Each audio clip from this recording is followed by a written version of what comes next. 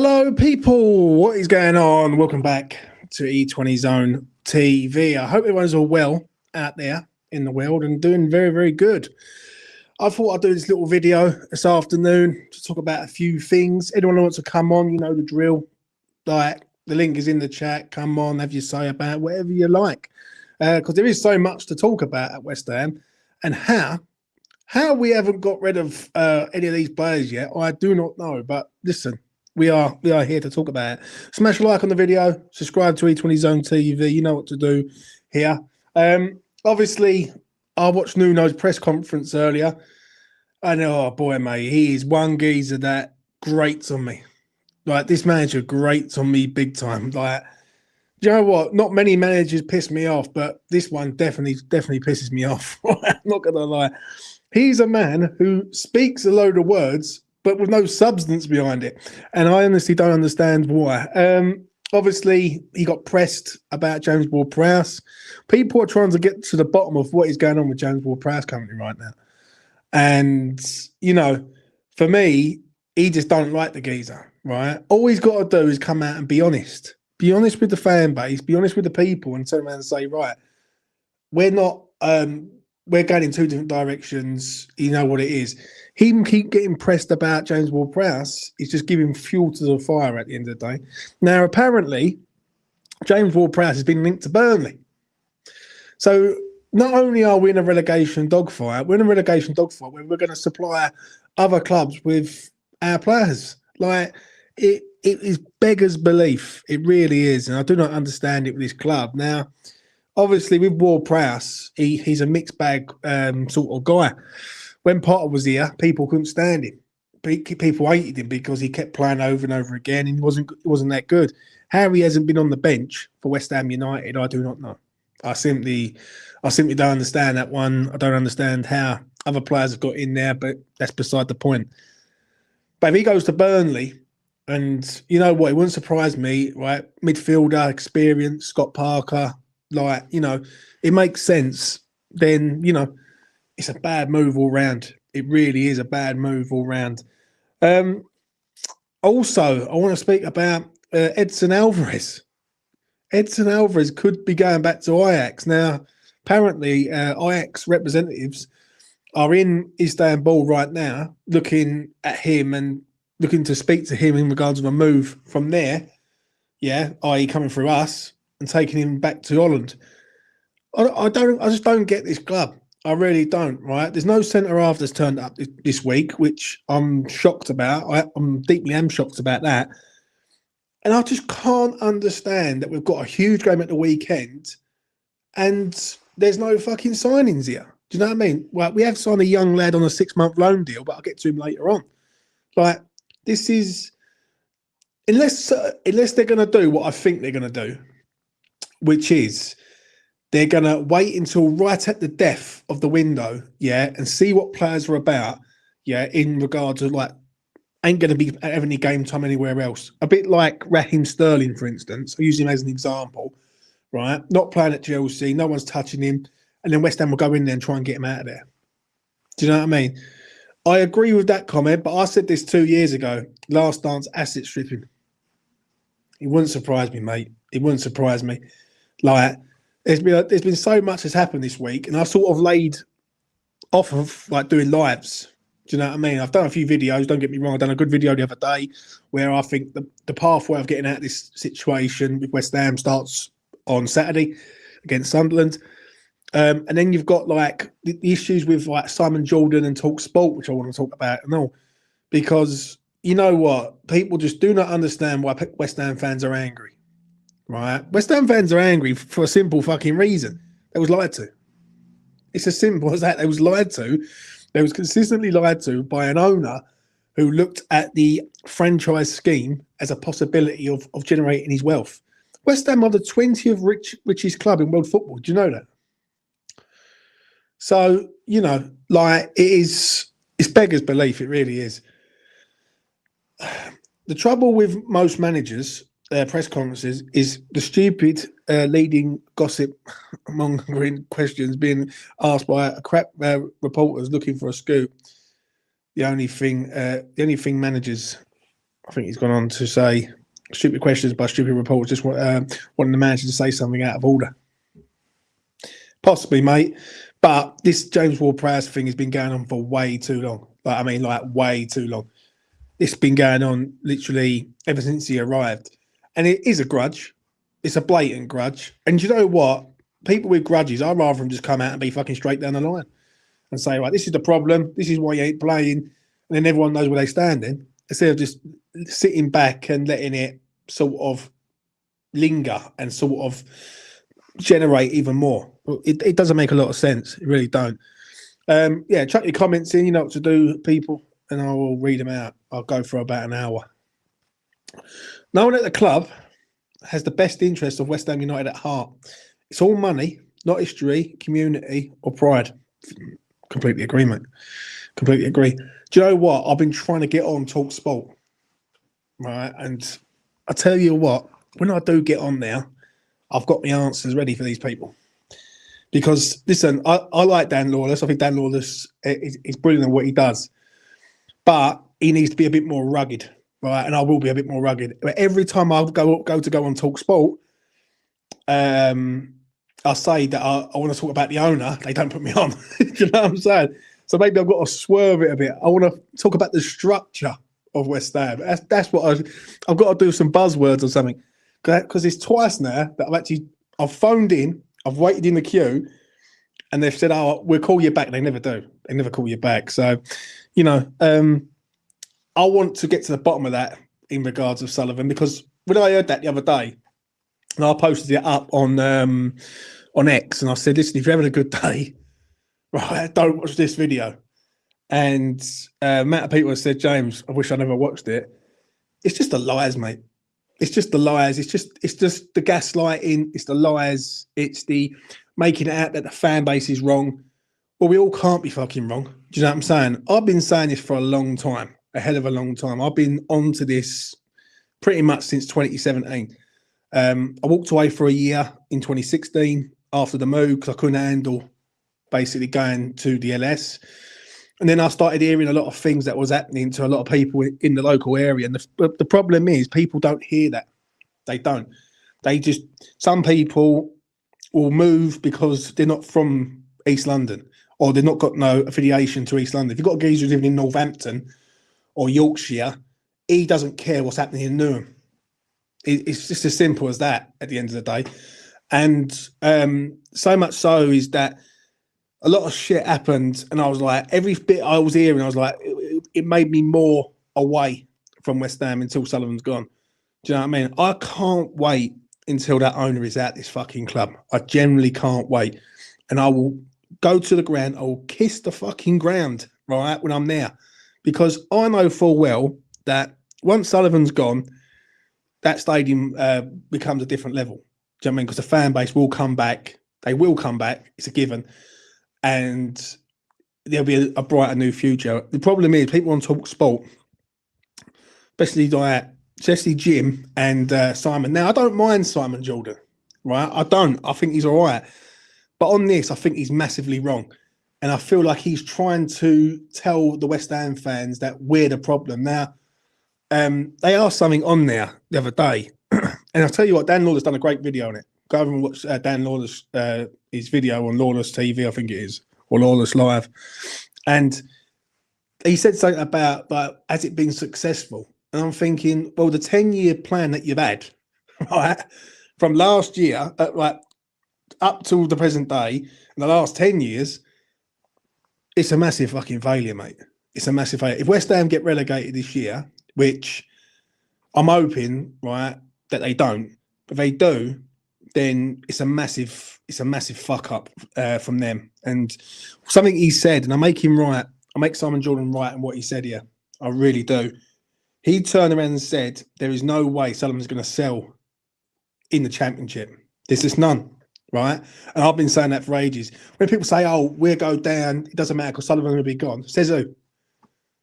He ain't fucking going, mate. I'm telling you that now. And he ain't going unless he gets his full whack. That's why West Ham can't go down. Because if we go down, we could be lumbered in that situation for the next X amount of years. Right, let's get to a few comments and I'll get Damien in because I think Damien's got something he wants to say. Right. We seem to be waiting for the jumble sale to start. If we're old enough to remember them. I remember the old jumble sales, mate. You know what I mean? You can't beat a car boot sale, mate. I mean, there's times I've gone over to the old car boots and done well. I really have. They don't want to hear the proper truth, James. Afternoon, James. Gaz, hope you're well, mate, and hope you're doing good. The problem is, if I get on TalkSport, and there will come a time when I will get on there, I will just impersonate a different voice or something just until I get on there. But when I do, I've got 5 sort of things that I'm going to run through. Yeah. Identity, community, structure, personnel, and vision. They're the 5 things that I look at and go, right, you tell me when you moved there in 2016 what the vision was. Because what David Sullivan's vision was many moons ago was Champions League football. We can't compete with Abu Dhabi and all that. He's the biggest fucking liar I've ever come across in my life. And do you know what? I've always sort of looked at it on this platform. I've gone, should I carry on YouTube or not? Or should I just give it a miss? Because obviously it's a lot of fucking grief. I'm not going to lie. You get a lot of shit. People, it's a very clicky game. It really is. It's like you've got to be like in the know, right? And if you're not in the know, people look down on you like you're a piece of shit. But honestly, sometimes I think to myself, should I just give this a miss and just allow someone else just to crack on and do it? But one thing with me, once I start something, I want to end it. And I will fucking end this by him getting out this door. And listen, what Hammers United are trying to do, I rate, I respect greatly. I really do. Do I think it needs to be more intense? Absolutely. I think cards are one thing. It's a soft protest, but I understand it. But I think if you want to really hurt Sullivan, you're going to have to really go to town. Like marches consistently, boycotts, everything. Because I just don't think it's just going to... I think they're just waiting for it to die down. Do you know what I'm saying? And in the media, it has died down in the media. No one mentions about the cards in the media, really, unless it's fan channels. It really is. So, you know, it's just one of them ones. Right, let's get Damien in, see what he's got to say from Mr. DeMarco. Welcome. What are you saying? What's happening, James? What's happening? Just talking about the board, yeah? Do you know the biggest mistake, in my opinion, that they made, yeah, is when they got rid of Lopetegui, yeah? Obviously, we can go back and look at the Moyes situation, but when they got rid of Lopetegui, picking someone on personal relationships with no thought whatsoever in terms of style of play, I think was just the biggest mistake they could have made. There's been stories going around, and I could tell this. I could kind of tell by the way the club were handling things that behind the scenes they had a conversation saying, "Oh, we'd like to really go the Brighton model kind of route under Potter." In my opinion, yeah, it's just a sign of bottling. In my opinion, my opinion was, okay, so you replace Lopetegui, right, and someone who plays a relatively similar style of play to him, yeah. If the players, because the problem with Lopetegui is he had a lot of falling out with players, right? And I personally believe he used to make team selections to try and build his own group, right? I said this to West Ham Network a long time ago, yeah. Decisions like starting Rodriguez for 10, 15 games in a row, I don't think sat well with players. Doing things like playing Soler left wing over Somerville, I don't think sat well with players. So that created a bad atmosphere. You get rid of him, don't totally change the identity of the side and the model that you're trying to follow through. In my opinion, you replace Lopetegui and you continue with what you're doing. In my opinion, after that summer we went big when we bought the likes of Somerville, Todibo, Aaron Wan-Bissaka, all those kind of players, yeah, that summer, I think if Lopetegui wasn't working out, you should have replaced him with someone who plays at least a similar formation and just crack on with what you're doing in terms You of know what it is, recruitment. Damien, what it is, yeah, he gambled. That's what it is. Let me just finish. I think we were 2 players away in that situation before they lost their bottle. I think they were 2 players away from creating a really, really good side. I think if they would have got someone a little bit with more legs than Fulkrug to lead the line and someone with a bit more energy in midfield around the likes of Bowen, Kudus, Paqueta, Somerville, Aaron Wan-Bissaka, all these players, I feel like they would have had a really good side, but I think they bottled it last minute and tried to go the Brighton model, and I think that's where it's caught up on us most. And I think what Nuno is doing right now is a bit of a recovery job, unfortunately for him. Right, I'm going to come in there, yeah, and say this. I feel like Sullivan gambled because if you look at the weighing up of the contract, 2 years with an option of a 3rd year, and I'll never forget that contract. Never forget when I read it and I was like, he's gambling here, and he's going down a path of this could be dangerous. Right, it could absolutely be dangerous.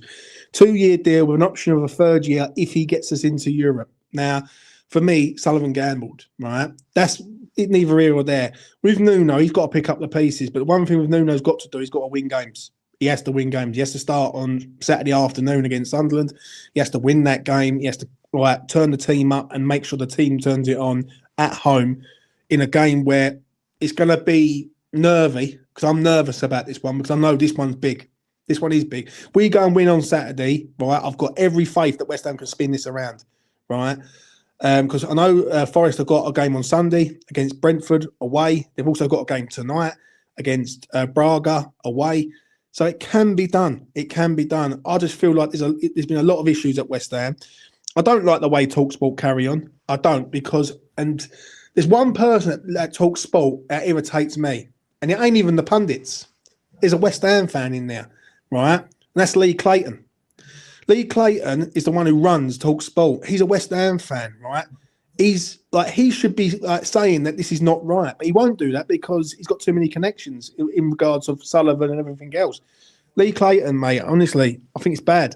I think he's bad. And as a West Ham fan, from one West Ham fan to another, there's no way that's acceptable the way the club is being run, and the consistent trying to spin the narrative that it's on the fans, right? The fans are coming, right? The fans are coming. Like, they are fucking. There's more people speaking out. There's more people than ever saying it. So yeah, what do you reckon on Saturday, Damien? Before I let you go, I think it'd be a tight game. I'll hold my hands up. I wasn't confident against Spurs going into it.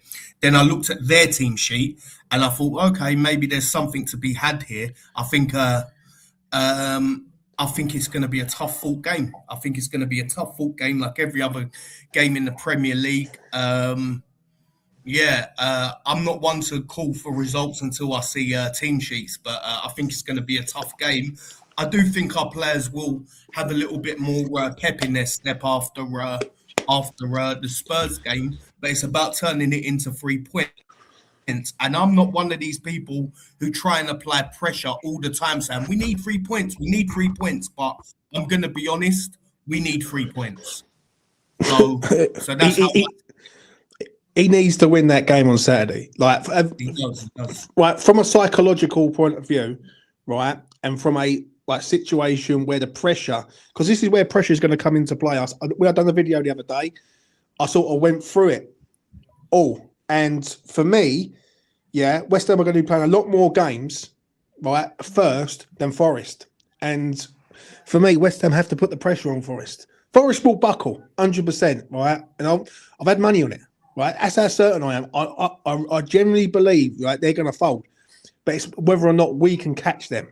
This is the $1 million question with me, is whether or not West Ham can get ahead of them early enough, right? And I do hope so. I really do, mate. The link is in the chat, Dan. If you want to come on, it's at the top. It's pinned at the top, and that's where Damien found it. Damien, I will see you on Saturday then, mate, after the game if you're about. Nice one, mate. Come on, you irons. Right.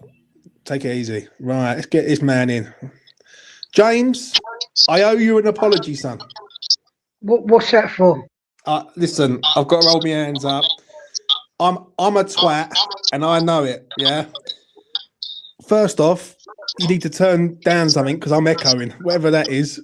Just turn it down for a sec as I carry on. Go on. Right, that's it. That's better. Right, because I could hear myself relaying back. Right, first off, I'm a twat. I should have wished you happy birthday at the weekend, but I was that buzzing. Oh no, that's all right.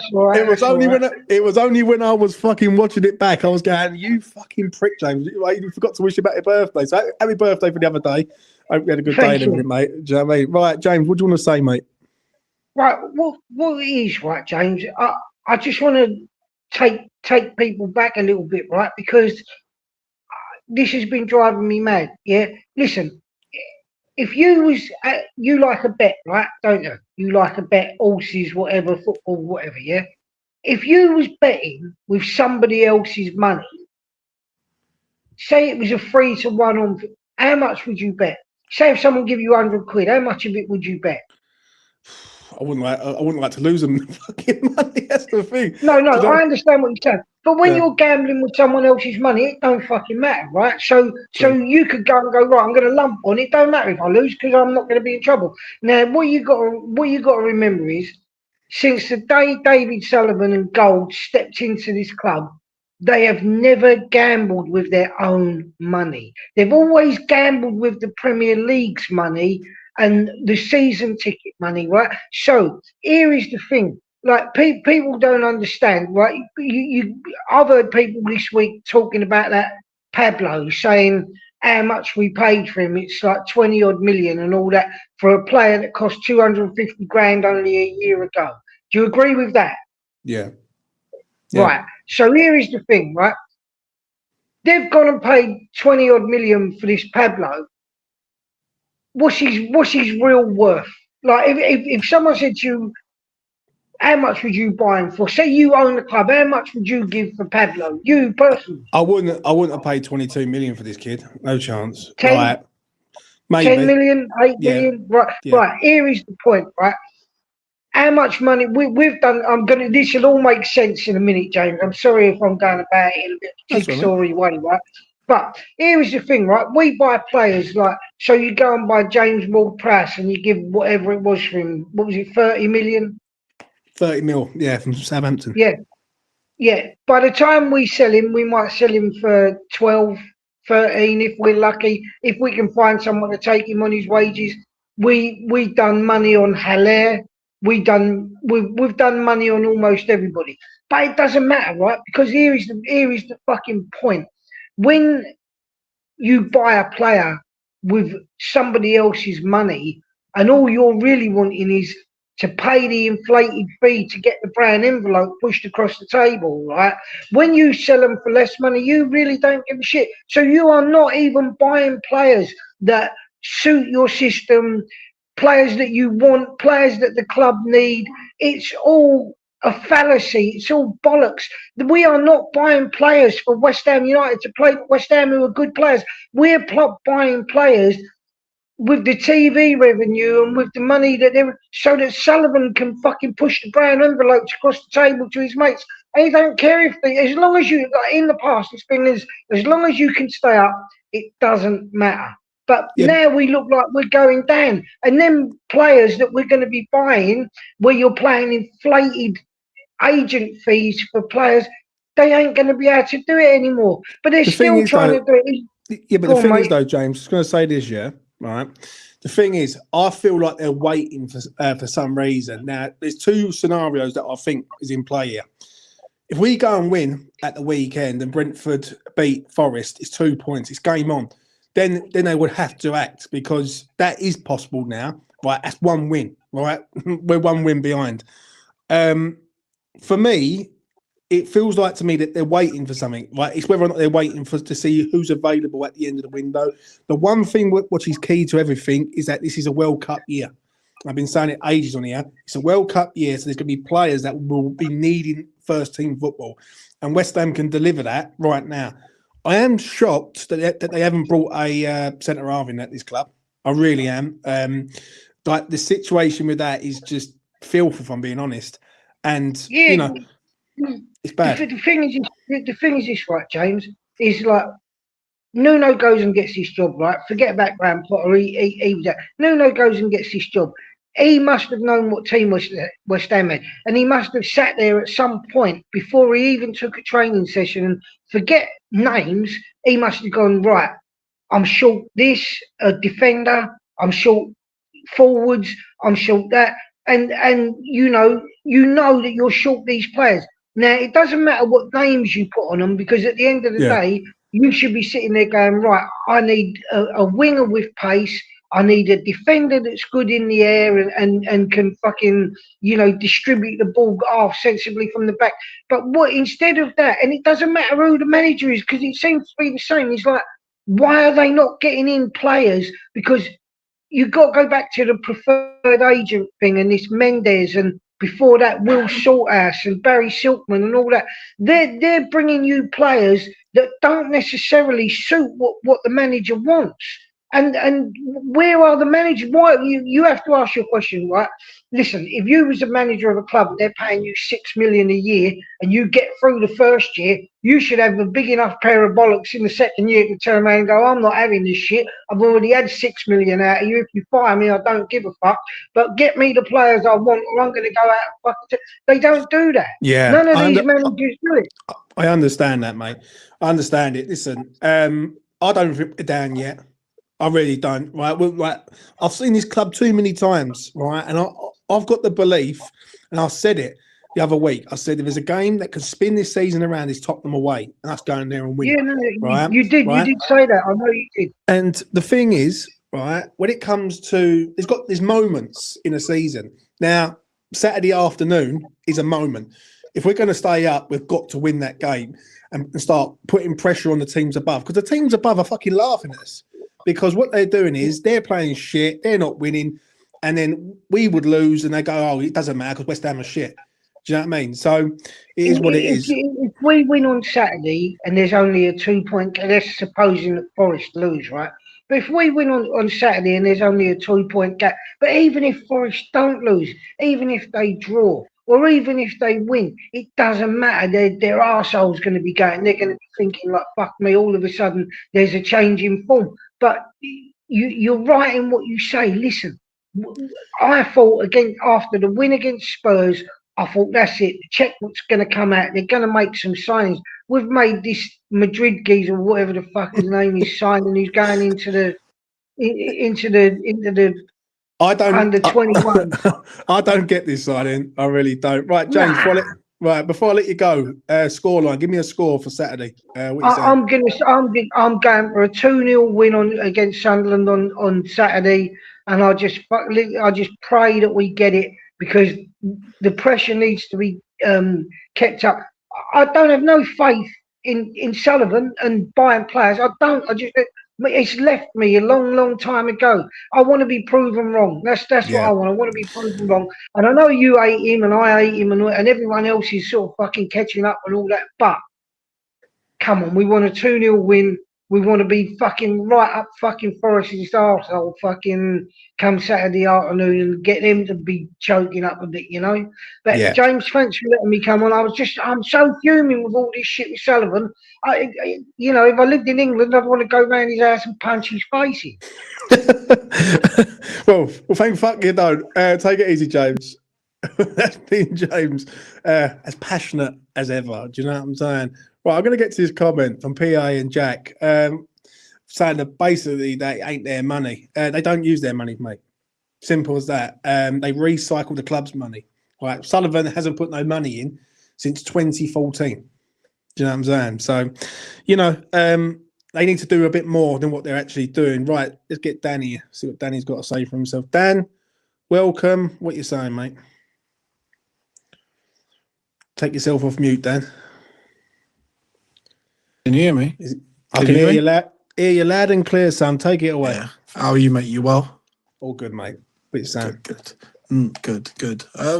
Yeah, mate. I mean, to be honest with you, you look at the state of this club right now, you hit the nail on the head. There's no identity. There's no togetherness.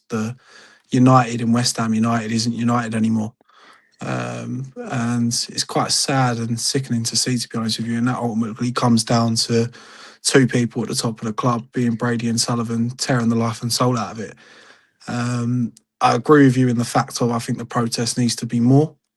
Obviously, you always get a couple of dickheads that take it a bit too far, but I think it is time to really step it up and do more. Like, for instance, See, the thing is, now I was going to say this year, there's two ways of looking at this with this protest, right? On the one hand, if you up it more and it affects the team, it could affect our Premier League status, yeah. And if we don't up it, it feels flat. So there's got to be a balance. I understand with the cards that it's sort of it's a protest, but it's not a protest that's going to affect the playing, like the players. Do you know what I mean? Walking out after 60 minutes on Saturday, if we're 1-0, isn't going to help the situation. So there's got to be a balance. I completely get that.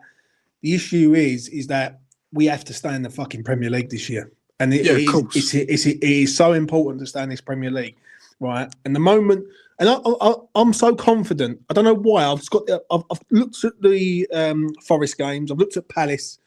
The other day when I done that video, pathway to safety, I literally went through every team that's in that danger, right? And I've looked at when we play games to when they play games, times, dates, things like that.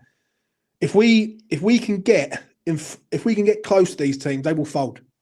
I agree with you, mate. I think Forest will have Forest will have a drop off. I know they've picked up a few points in recent weeks against us and Arsenal, but they've got a tough game tonight over in Portugal. They then play, obviously, Brentford away the weekend. That's never an easy place to go, which I think they lose. So like you say, it's massively, massively important that we get 3 points this weekend to keep that pressure on. I think when you put it into the fact of if we go a couple of points behind them, they're still playing Thursday nights and then they've got big relegation battles coming up on the Sunday. It's going to massively affect their players. And to be honest with yourself, I thought given it before the Spurs game, we was pretty much down and done.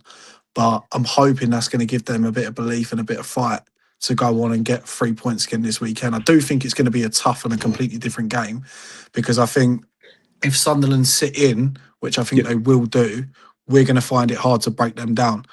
But I'm hoping that they kind of do come at us and then we can kind of play on the counter again because I think that's when we play best. Well, what it is that when I spoke to Wayne the other day, shout out to Wayne, Sunderland fan, he said that Sunderland starts slow away from home. Yeah, and they've got a tendency of starting slow in games, getting to about half time, and then coming out in the second half and being half decent. I looked at their results. They've obviously beaten Chelsea. They drew Liverpool. They give City a really good game.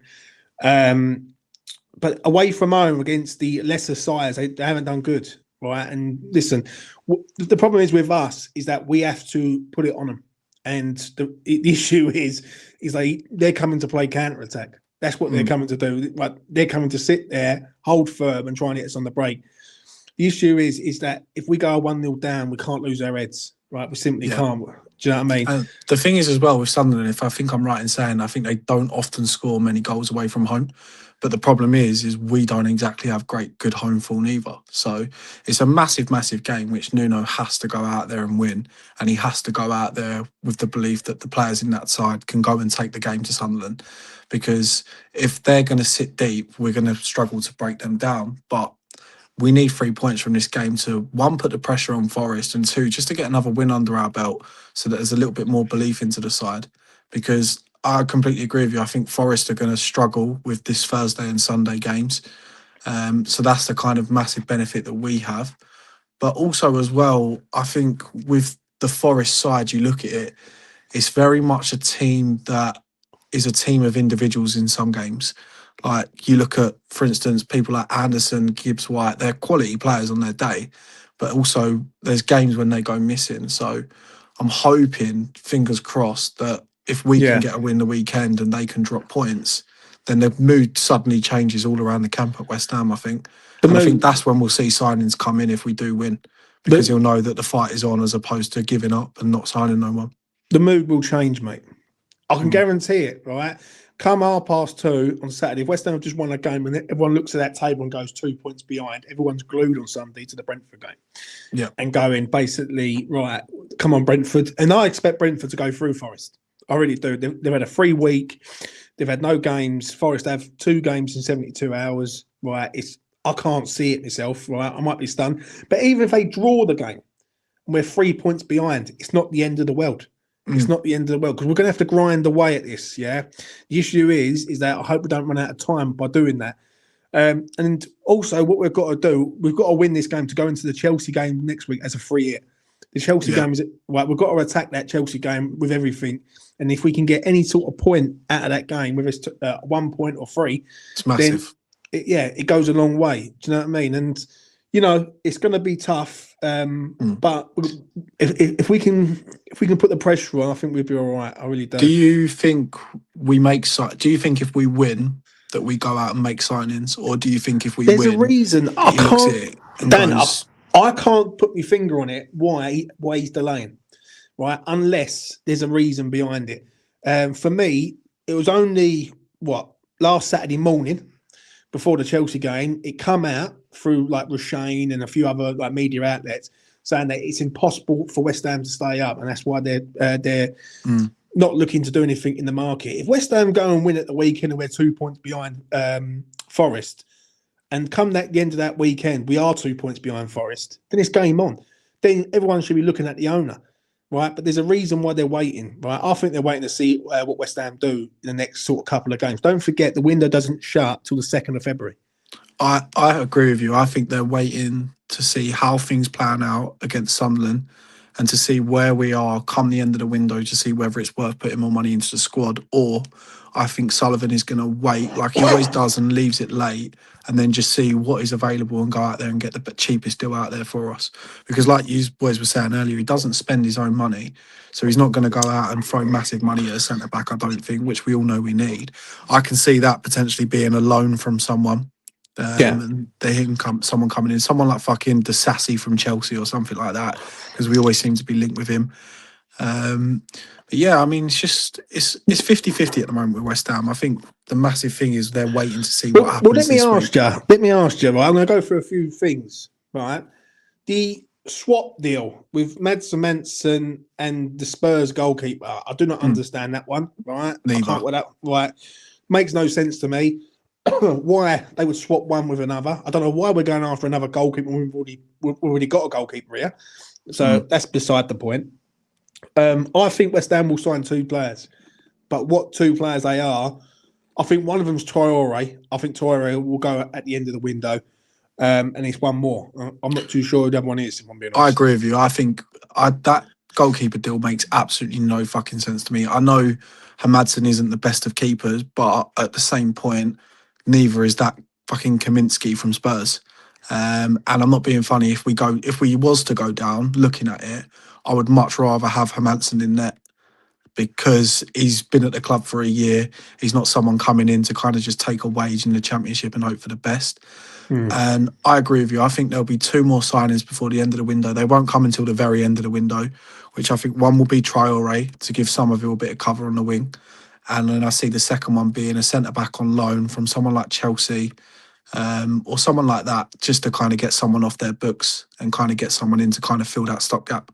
Well, let's put it this way, right? Whoever comes in, they're going to have to come in and benefit the side as soon as possible.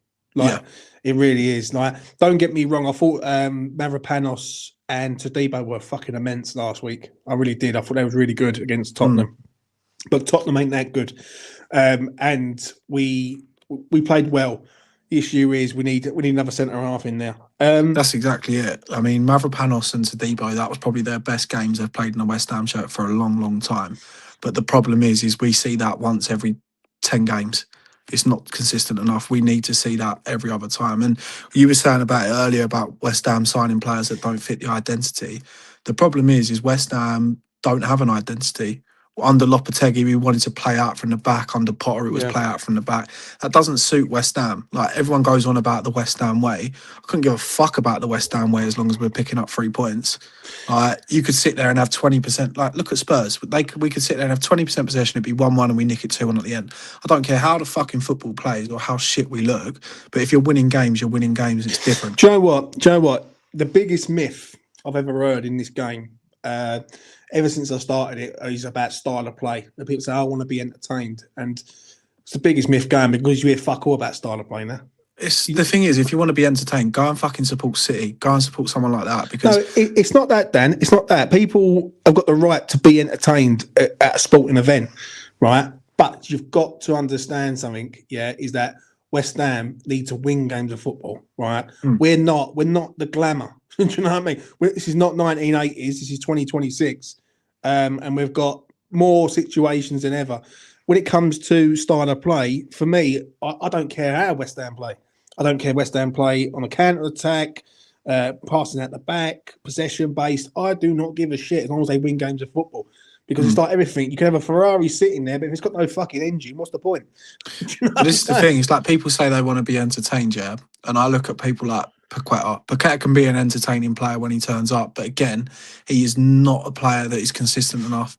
He's realistically, over the past 2 seasons, he's not been good enough. So I understand what you're saying there, but like you say, I'm not bothered about entertaining football, style of football. I'm bothered about winning I'm going games. to get to a few comments. So would Dan pay to watch paint dry? Football is expensive. Yeah, but listen, you would go and watch West Ham regardless of the style of play because obviously the whole point of it is you support the club. Do you know what I mean? Like West Ham could play like Stoke type football. I don't go there because for the football. I go there because I want to see West Ham win a game of football. That's the difference. And what it is, people get too carried away with the style of play thing and the West Ham way thing. No one gives a fuck about style of play right now. All people care about is if West Ham can win games of football and stay in the Premier League. All right. Do you know what I mean? I heard that many, many years ago when people wanted to a change. Style of play was mentioned consistently. It don't even get fucking mentioned now. So, you know. Right, Dan, before I let you go, give me a scoreline for Saturday. I think it's going to be a tough one. I think it massively. I never like to predict it before kickoff because you never know what Nuno's going to do. We could end up playing fucking Skulls at right back, Walker Peters at left back. He can be a bit schizophrenic sometimes, I think. But I think if we put our best 11 out, if Sunderland sit back, I think it's going to be tough for us to break us down, and I could see it being a 1-1 draw. We will concede because we always concede. So we just got, if I'm being honest with you, we just got to hope we've got goals in us to outscore them. So I think either 1-1 or if West Ham do play well, they'll nick it 2-1. Yeah, I do agree with you. I've done the preview and the preview will be coming out tomorrow lunchtime. I literally said the same thing. West Ham I just worry that if Nuno's going to make changes, knowing... I always worry with him every time a lineup comes out as to what he's going to play and who he's going to put where, because he can be a bit rational sometimes. I think when you look at things like the Brentford and the Leeds game, I think it was, where he had fullbacks playing on the wrong side, and that's always something that's kind of I've questioned him about. But I think Sunderland's going to be a tough game. We're going to concede. Do you play Malik Diouf Saturday? In my opinion, and I might be fucking slated for this, but I wouldn't. I think Ollie Scholes, since he's made that mistake at Fulham, has been fantastic. And I'm always one and a firm believer that you don't change a winning side. So if it was to me, them 11 boys that played at Tottenham, they deserve their chance to go out there again and play Sunderland. And again, my other worry is if Sunderland do sit back and they counter, Diouf is very good going forward, but I don't think he's the best defensively. So I wonder if he will be caught out a couple of times because they are very quick on the counter-attack themselves, Sunderland. So I would personally leave him on the bench and then give him half hour, swap him for Scars at 60 minutes or something, depending on how the game's going. Yeah, listen, I completely agree. Right, Dan, we'll let you go, mate. Take it easy. That has been Dan having his say on E20's own TV, ladies and gentlemen. I agree with what everyone has been saying tonight. I really do. Like, for me, it's a lot of issues at West Ham, and am I delusional? Maybe I'm thinking to myself that I'm living in hope and like hoping that West Ham can sort this out. But I don't know. Like West Ham, for all the years I've supported West Club, there's a fight coming, and there's going to be a burst of like West Ham getting results and pushing all the way towards the end. Like if it starts now, then we're going to be fine. I look at teams above West Ham. I look at Palace. Palace are 11 points clear of West Ham right now. That can soon change in a blink of an eye. The way they're carrying on, getting rid of all their players. Glasner looks like he could be out the door sooner rather than later. If we can sort of start nicking wins and picking up points and pushing these teams can't win every game. Do you know what I'm saying? But neither can we. So, you know, it is what it is. And Juve is a liability in his own penalty box for such a must-win game. Yeah, for me, I wouldn't play Manic Juve. For me, I'd leave it as it is. I'd leave it to the hour mark and see what's going to happen. One thing West Ham have got to do is they've got to learn how to break a team down. They simply have. They've got to learn that with sides, they're going to come to the LS, they're going to sit there and they're going to wait for West Ham to make the mistake, and they're going to try and hit us on the break. We've got to be all over them. We've got to be all over them from minute one. And if West Ham can put in a performance like the Newcastle game, where they was excellent in that game, but superb, then we're all going to be buzzing. Do you know what I'm saying? West Ham need to do something like that. Now, it is in there. It is in there because we've seen it.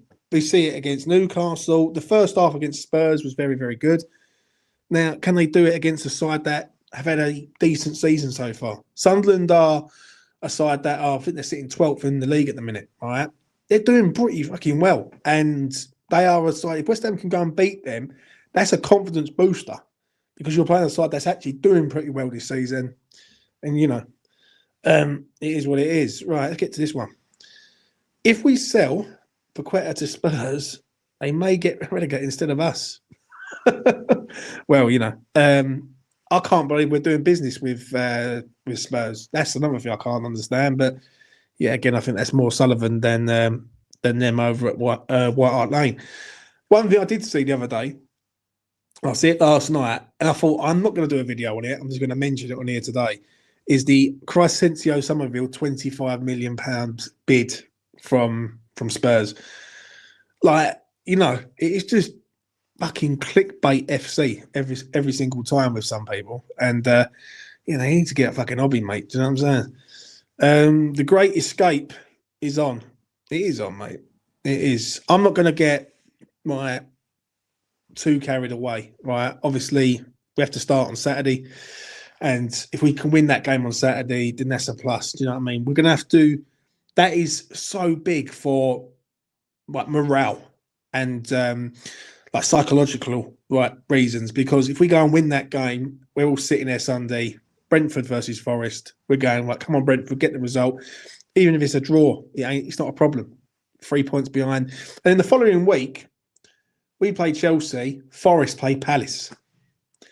Now, do you know what? I don't even know who I want to win that game, because if Forest can pull Palace closer to us, then, you know, but obviously, is what it is. Do you know what, mate? I see the link to that geezer. He's Romanian, isn't he? Romanian centre half. I don't fucking rate him. I really don't. Would the players be offered a bonus for staying up? Probably. There's a lot of players that don't want to come to West Ham because of the situation at the club, and also, right, we are doing like a bit of a fire sale. That's one thing that we are doing right now, is we're doing a bit of a sort of let's get rid of everyone. And it's like they're preparing for either scenario. So if West Ham go down, like they've got rid of everyone early, you know, how Lucas Paqueta is still here, I don't know. I can't work that one out, right? Harry's still here, and I keep seeing it on social media about he's got this injury. It's the biggest fucking lie you're ever going to hear in your life, because he's not injured. Right, he's far from injured. He wants out. Let's get this one. This should build confidence in the next few games. People can put us in this relegation, but we ain't gone yet, and all can change. I completely agree, mate. I completely agree. The other week, when we looked like we was going to beat Forest, and we lost that game, if we would have beat Forest, we would have been 1 point behind them. Come Saturday night, we could be 2 points behind them. That's what I'm saying. So it ain't over, and it can be changed. It can be changed around. As I say, I looked at West Ham's fixtures, and there's some. I think I've got the notes here somewhere. If I've still got them, I don't think I've got them. But what it was, I looked at the fixtures, and there's so many key games at key moments. I think when West Ham play Wolves, I think Forest have got Villa at the City Ground, and we need to make sure that we win them games in order to put pressure on Forest.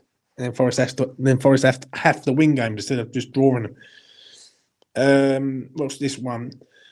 Spurs are like the fat kid who eats all the sweets, and then he wants yours.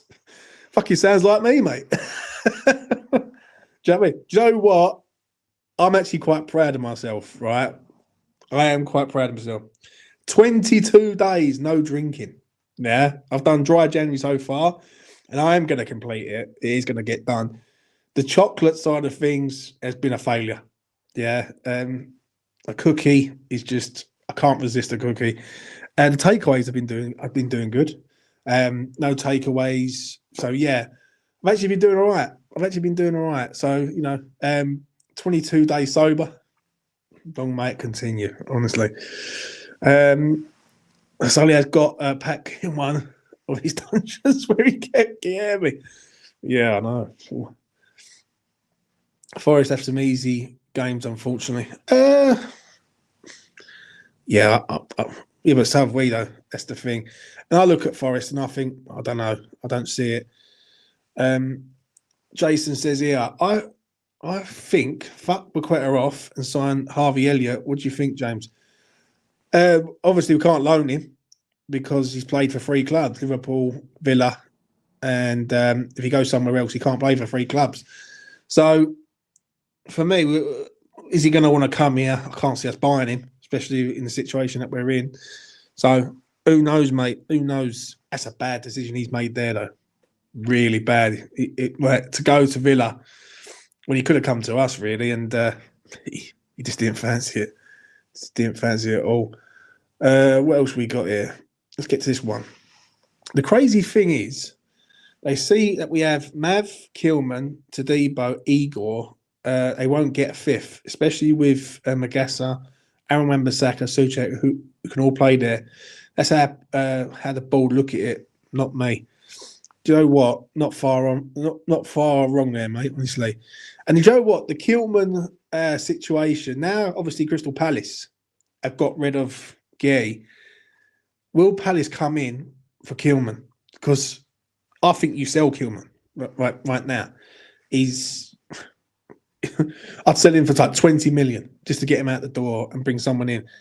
But West Ham are waiting for something, and I'm hoping that come Saturday evening, or let's just say this Sunday night, we will start seeing some activity because the board will look at it and go, yes, we're going to have to sort of invest now because it is on. So, Palace would be stupid to get Kilman.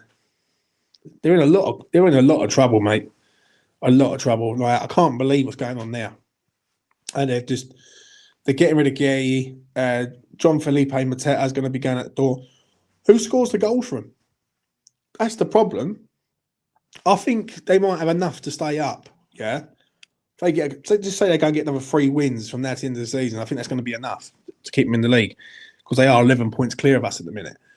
So, but who's going to score the goals for them, mate? I can't pinpoint who scores many goals at them other than Mateta. There's not many. So, the guy who's back was so bad he couldn't even get in the Spurs stadium to watch us win and support the boys. I don't know what that's about, but James, for some reason, I think Leeds will crumble for some reason. No, I don't think so, mate. There's a big game coming up with Leeds, which is in 2 weeks. Is it 2 weeks? 3 weeks' time, right? In 3 weeks' time, there is a huge game, which I'm hoping Leeds win. And that's Leeds versus Forest at Ellen Road. That is so big, mate. Yeah, mate. If Leeds go and beat Forest, we play Burnley on that Saturday. And if West Ham go to Burnley and win, as I've always said, I think we go level on points with them, if not go a point ahead of them. And this is it. This is the time for action is now. When I done the video the other week and I mentioned about how many wins do West Ham need, right, in order to stay in the league, I said 9. I've looked at the fixtures. I've got them here on paper and I've gone through them. At the minute, I see 1, 2, 3, 4, 5, 6. I see 7. I think we need to find 2 wins from other games. Now, the games that I've looked at, I'll run through them quick. Sunderland, Burnley, Bournemouth at home, Wolves at home. Palace away is going to be massive, right? Because I think that's about the 10th game down, right? And we don't know where Palace will be at that time. Will they start to drop into this relegation zone? And that Palace game away on the 18th of April is going to be fucking massive, mate. Honestly, I can't stress enough. And then we've got Everton, and that April fixture list is it's pretty good for us. We've got Villa, Wolves, Palace, Everton. A lot of them teams will be on the beach. Like, do you know what I'm saying? And a lot of them teams will either be down. But by the time we get to Wolves, I think Wolves will be relegated by that time. Yeah, and it'll be confirmed. And then the last 4 games, 2 London derbies, a trip to Newcastle, and a home game against Leeds. Now, the Brentford game, where will Brentford be come May? I reckon Brentford might be about 9th in the league. So the game will mean more to us than it is them. The Arsenal game is also another key game, May the 9th. And do you know what's ironic about that game? Is if it goes wrong, May the 10th, 2016 was the last game West Ham played at Upton Park. May the 9th this year is when we play Arsenal at the London Stadium. So it ain't the game that relegates us. Let's put it like that. And then I look at the Newcastle away game, 17th, and then obviously the Leeds game. Do you know what? Leeds staying up might actually do us a favour. Because come that last game of the season, that game could be a dead game to them. We will need that game more than them, I think. Because I don't think Leeds are dropping. I think Leeds will win another 3-4 games from now to the end of the season. They'll nick results at home. Fair play. Do you know what I'm saying? So it can be done, but it's just down to us. And it is also down to our manager. That's another thing. And I've been saying it on this platform fucking for ages, that he has to be brave, Nuno. Like, Nuno has to start being brave in games. Like, if the game's filtering out into a draw, he needs to go and try and win the game. Because a point really is no good right now. Right? We need 3 points urgently. So, you know, it can be done. There is games there to be won. There's many games there to be won. As I say, I've identified 7 possible wins there. Will we get 7? I don't know. Get to old Gaz's comment. No drinking in January, James. Fair play to you, mate. Fair play to you. I'm sure you make up for it in February. West Ham Football Club have drove me to drink for years. Let's do one game at a time and keep gathering the points. Yeah, I completely agree, mate. Do you know what? I decided to not have a drink in January. I just thought, you know what? I had such a good Christmas and all that. I thought I'm going to try it. But I've been craving a Guinness. I'm not going to lie. I've been craving